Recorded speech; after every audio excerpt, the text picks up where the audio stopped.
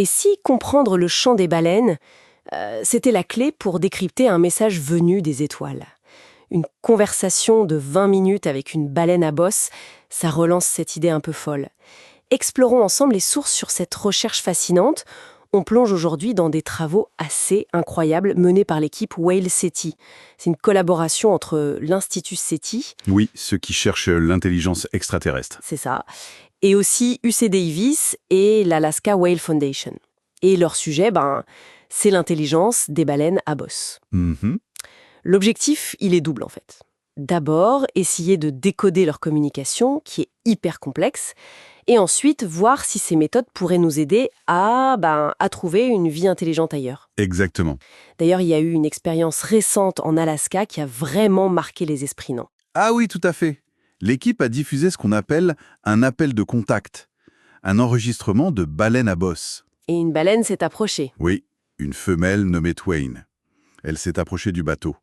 Et là, pendant 20 minutes, 20 minutes. oui, ils ont rejoué l'appel 36 fois.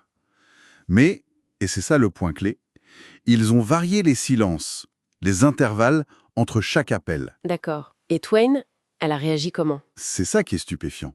Non seulement elle a répondu à chaque fois, mais elle a ajusté ses propres temps de réponse Ah oui, pour qu'ils correspondent aux intervalles que les scientifiques envoyaient. Donc c'est pas juste une imitation bête et méchante. donc ça suggère une interaction intentionnelle. Une sorte de dialogue élémentaire, en quelque sorte. C'est l'hypothèse très forte, oui. On touche à l'idée d'un échange, d'une sorte de prise de tour de parole. Et attention, cette interaction, elle ne se limite pas forcément au son. Ah bon? Non.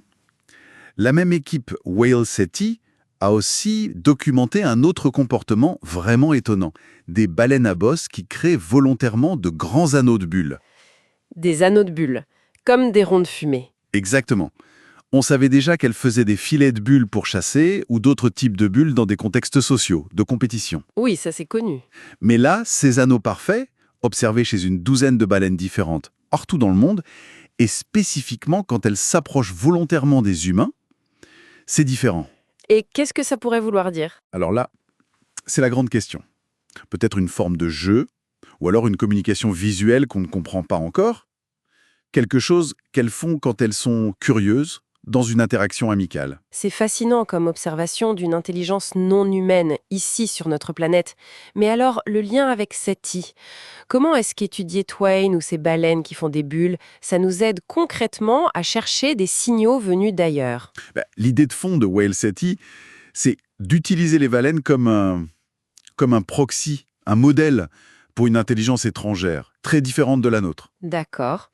En développant des outils, des méthodes pour comprendre et même interagir avec une intelligence comme celle des baleines, on espère pouvoir créer des filtres plus performants, des filtres intelligents pour analyser les signaux venus de l'espace. Pour reconnaître des motifs complexes, pas juste du bruit aléatoire. C'est ça, repérer quelque chose qui ressemble à une intention, à une structure, même si elle est totalement différente de ce qu'on attendrait, ce sont des compétences d'analyse qu'on pourrait transférer à l'écoute du cosmos. Et le fait que Twain ou les autres baleines montrent de la curiosité envers nous, ça renforce aussi une idée clé pour SETI, j'imagine. Absolument.